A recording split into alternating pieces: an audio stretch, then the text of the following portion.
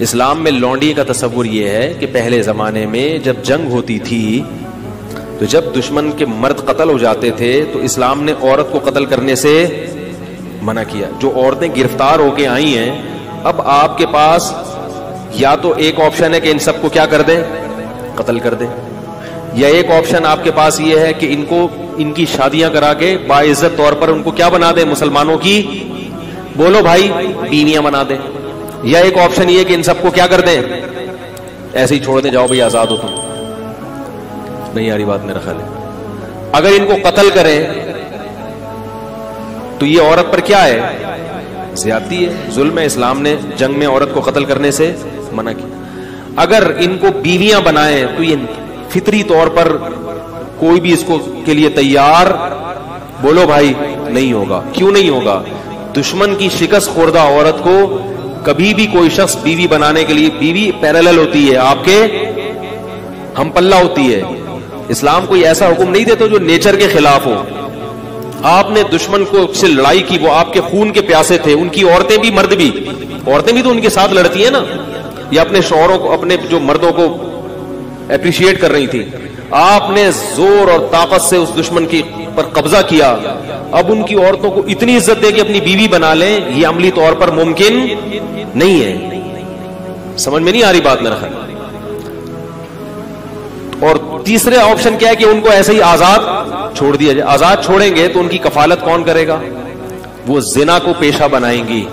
سمجھ میں نہیں آ رہی. دشمن کی مزید اولاد پیدا کریں گی. تو اسلام نے درمیان کا راستہ دیا کہ نہ تو ان کو اتنا پروٹوکول دو کہ بیوی بناؤ, بنانا چاہو تو اجازت دے دی, لازم قرار.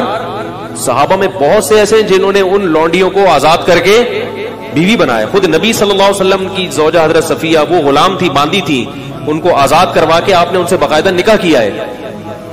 نہیں آ رہی بات میں. اجازت دے دی کہ بیوی بھی بنا سکتے ہو, لیکن واجب قرار نہیں دیا, کیونکہ مینٹلی اس کے لیے کوئی بھی فاتح قوم تیار نہیں ہوتی. تو درمیان کا راستہ دے دیا کہ ان کو باندی بنا دیا جائے. کیا مطلب؟ یہ تمہاری خدمت گزار ہوں گی. اب یہ عملی طور پر ممکن نہیں ہے کہ ایک لڑکی کو, ایک خاتون کو, عورت کو آپ کے حوالے کیا جائے, آپ کا خادم بنا دیا جائے, اور پھر یہ بھی کہہ دیا کہ سارا نان نفقہ کس کے ذمے ہے. یعنی ریاست نے ان عورتوں کی ذمہ داری اپنے کندھوں پہ ڈالنے کے بجائے مجاہدین پر, ارے بولتے کیوں نہیں, تقسیم کر دی. ریاست اپنے ذمہ اگر ان کا نان نفقہ ڈالتی تو ریاست کو ان سے کوئی فائدہ نہیں تھا. اور ان عورتوں میں بھی تو سیکچوئل ڈیزائرز ہوتی ہیں. اب دیکھو کشمیر میں جب زلزلہ آیا بالاکوٹ میں, کئی ٹرسٹ بن گئے. میں اس وقت چیخ رہا تھا, حالانکہ میں بہت چھوٹا تھا اس وقت عمر میں چیخ رہا تھا کہ اس وقت مہم چلاؤ, یہ عورتیں جن کے مرد قتل ہو گئے یا بیچارے شہید ہو گئے ہیں زلزلے میں, ان کی شادی کا کوئی انتظام. سب سے بہتر عورت کی کفالت کا طریقہ کیا ہوتا ہے؟ کسی مرد کے حوالے کر دی جائے اور اس مرد پر اس کی ذمہ داری ڈال دی جائے, اور اس مرد کے بھی مفاد اس سے وابستہ کر دیے جائیں. لیکن ہمارے ان چیزوں پہ کوئی بات بھی کرے تو کیا ہوتا ہے, اس کو بیوقوف سمجھتے ہیں لوگ. عیدی سینٹر حل تھوڑی ہے ان مسائل کا. تو اسلام نے یہ نہیں کہا کہ ریاست ان کی ذمہ داری اٹھائے گی. اسلام نے کیا کیا, وہ مجاہدین پر اس کو تقسیم کر دیا اور باندی بنا دیا کہ تم اس کے مالک ہو. سمجھ رہے؟ اور اس مالک ہونے کا تم کیا فائدہ اٹھاؤ گے کہ یہ تمہاری خدمت کرے گی, اور یہ کیا فائدہ اٹھائے گی کہ اس کی ساری زندگی ذمہ داری, بولو بھائی, نان نفقہ کس کے کندھوں پر ہے؟ تمہارے کندھوں پر. تو اس سے بہتر صورت ممکن, سوٹیبل کوئی صورت ہو ہی نہیں سکتی تھی. پھر اسلام نے اتنے حقوق دے دیے کہ مجاہدین کی باندی تو بنا دیا.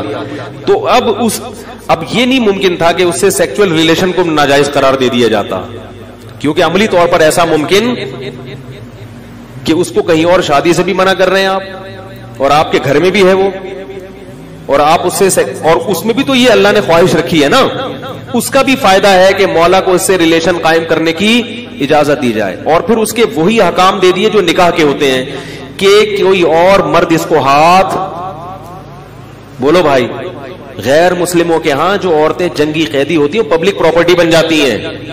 وہ اس کو تو دیکھ رہے ہیں کہ اسلام نے باندی بنایا, اس کو نہیں دیکھتے کہ ہم باندی نہیں بناتے مگر پبلک کی کیا بناتے ہیں, پراپرٹی بنا دیتے ہیں. اور اگر اس کو نہیں بناتے تو اس کی سیکچوئل ڈیزائر کا کیا حال ہے پھر آپ کے پاس؟ کیسے سمجھائیں بھائی؟ بھائی اگر نہیں بناتے پبلک پراپرٹی تو اس کی جو ڈیزائرز ہیں وہ کیسے پوری ہوں گی؟ تو اسلام نے بہترین حل دیا تھا کہ ان کو بیوی نہ بناؤ بلکہ کیا بنا دو؟ باندی بنا دو، اور ساری ذمہ داری کس پہ ڈال دو؟ اس کے مولا کے کندھوں پہ ڈال دو. اس سے پھر اس کو کچھ پروٹوکول بھی دیے اسلام نے. وہ پروٹوکول کیا دیے؟ نمبر 1، قرآن نے کہا کہ قسم کھا کے اگر توڑ دے تو غلام یا باندی آزاد کرنی پڑے گی. اگر قسم کھا کے آپ نے توڑ دی، آپ کی ملکیت میں اگر باندی یا غلام ہے تو وہ آزاد کیے بغیر کفارہ ادا. یہ جو ہم کہتے ہیں نا 3 روزے 10 غریبوں کو، یہ اس لیے کہ باندیاں نہیں ہے، غلام نہیں ہے. اگر غلام یا باندی ہو تو وہ آزاد کرنا پڑے گا. تو ان کی آزادی کا بھی اسلام نے کیا کر دیا؟ ارے بولو نا یار، بندوبست کیا کہ کسی بہانے سے ان کو کیا کیا جائے؟ آزاد کی. جب آزاد ہوگی تو وہ بھی احسان مانے گی کہ اس نے آزاد کر دیا، لہذا وہ مسلمانوں کی دشمن نہیں بنے گی.